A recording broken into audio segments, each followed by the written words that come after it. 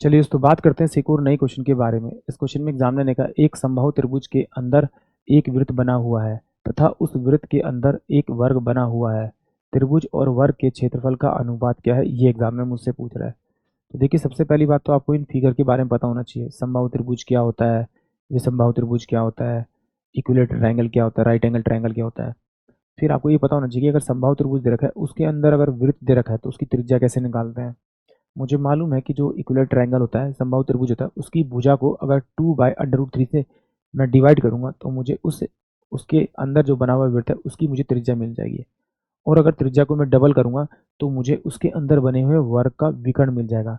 विकर्ण को विकर्ण से गुना करके 2 से भाग करूंगा तो मुझे उस वर्ग का क्षेत्रफल मिल जाएगा।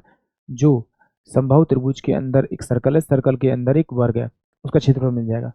और इक्विलेटरल ट्रायंगल की भुजा तो मुझे पता ही है, √3/4 a का स्क्वायर लगाऊंगा तो मुझे उसका एरिया मिल जाएगा, दोनों का रेशियो मिल जाएगा। तो चलिए इसे सॉल्व करते हैं, फिर थोड़ा अच्छे समझ में आ जाएगा। मैंने मान लिया कि ये वाली साइड मेरे पास ए है, ये वाली साइड मेरे पास में ए है, तो ये वाली साइड मेरे पास में ए होगी।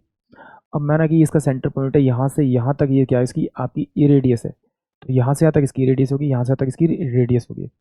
अब इसकी रेडियस निकालने का फॉर्मूला क्या है, मैंने आपको बताया कि जो साइड है इक्विलेटरल ट्रायंगल की उसको 2√3 से आप डिवाइड कर दीजिए तो आपको उसकी क्या मिल जाएगी, आपकी रेडियस मिल जाएगी सर्कल की। अब ये सर्कल के ना वर्टेक्स को छू रहा है इसका कॉर्नर वर्ग का, तो इसका मतलब है कि अगर मैं इस रेडियस को यहाँ से और इस रेडियस को यहाँ से डबल कर दूँ तो मुझे इसका डायगोनल मिल जाएगा। यानी कि इसे अगर मैं 2 से मल्टीप्लाई कर दूँ तो मुझे इसका विकर्ण मिल जाएगा।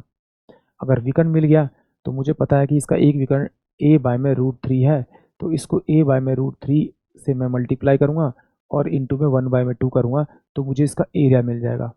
अब मुझे इसका वर्ग का एरिया मिल गया और इक्विलेटरल ट्रायंगल का एरिया होता है √3/4 और a का स्क्वायर होता है, ये इसका एरिया होता है। इससे इससे ये चल जाएगा आपका, इससे इसको इससे काटेंगे तो 2 हो जाएगा, यानी कि ये दोनों मल्टीप्लाई होगा तो 3 अंडर रूट में आपका 3/2 इस क्वेश्चन का करेक्ट आंसर आएगा। यानी कि जो ट्राइंगल का एरिया होगा वो 3/√3 है और जो उसका स्क्वायर का एरिया है वो 2 है। ये दोनों क्या है, रेशियो में है, यानी कि ऑप्शन जो सी होगा वो इस क्वेश्चन के लिए करेक्ट होगा।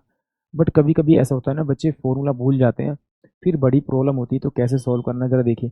इक्विलेटरल ट्रायंगल का तो पता ही है मुझे, √3/4 a का स्क्वायर, ठीक है। नहीं तो फिर आप इसकी हाइट निकाल के फिर से आप बेस निकाल के तब इसे सोल्व कर सकते हैं दोनों को, एरिया को। तो देखिए अगर आपको ये साइड दे रखी है इसने आपकी ए, ये आपकी ए दे रखी है और ये आपकी ए दे रखी है, तो मैंने क्या किया, इस पॉइंट से यहाँ तक एक परपेंडिकुलर खींचा और इसको इससे मिलाया। तो मुझे पता है इक्विलेटर का हर एंगल जो होता है वो कितने का होता है, आपका 60 डिग्री का होता है। ये एंगल बाइसेक्टर खींचा तो ये कितना होगा आपका 30 डिग्री का। अब मुझे पता है ये 30 है तो ये 90 होगा क्योंकि हाइट है इसकी।